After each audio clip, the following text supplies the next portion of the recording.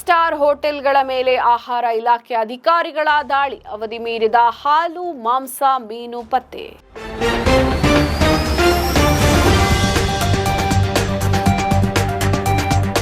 ಸುದ್ದಿಗಾರ ಈಗ ನಿಮ್ಮ ಕೇಬಲ್ ನೆಟ್ವರ್ಕ್ನಲ್ಲಿ.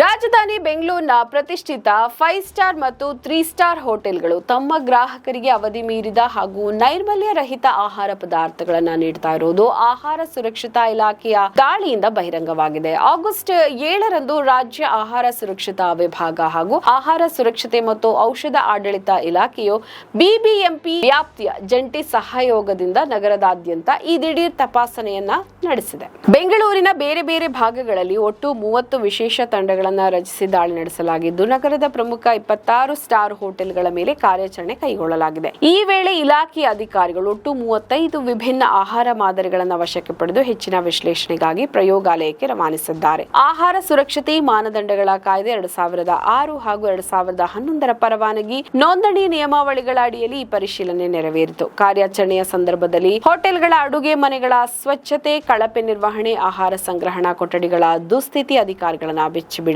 ಸಸ್ಯಾಹಾರಿ ಮತ್ತು ಮಾಂಸಾಹಾರಿ ಪದಾರ್ಥಗಳನ್ನು ಒಂದೇ ಕಡೆ ಸಂಗ್ರಹಿಸಿಡುವುದು, ಲೇಬಲ್ ಇಲ್ಲದ ಬ್ರ್ಯಾಂಡ್ ರಹಿತ ಪದಾರ್ಥಗಳ ಬಳಕೆ, ಬೂಜು ಹಿಡಿದ ತರಕಾರಿಗಳು ಹಾಗೂ FSSAI ಮಾರ್ಗಸೂಚಿಗಳನ್ನು ಗಾಳಿಗೆ ತೂರಿ ಪ್ಯಾಕ್ ಮಾಡಲಾಗಿದ್ದ ಆಹಾರ ಉತ್ಪನ್ನಗಳ ಪತ್ತೆಯಾಗಿದೆ.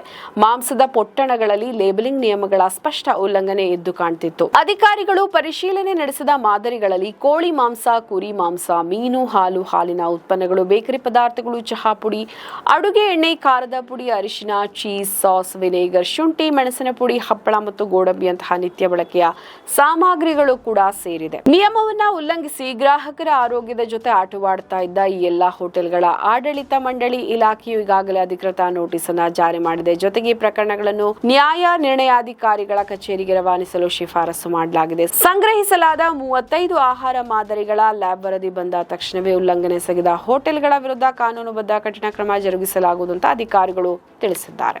ಸುದ್ದಿಗಾರ ವಾಹಿನಿಯ ನೇರ ಪ್ರಸಾರವನ್ನ ವೀಕ್ಷಿಸಲು VI movies and TV app ನ ಡೌನ್ಲೋಡ್ ಮಾಡಿಕೊಳ್ಳಿ. ನಂತರ ಸುದ್ದಿಗಾರ ಅಂತ ಸರ್ಚ್ ಮಾಡಿ.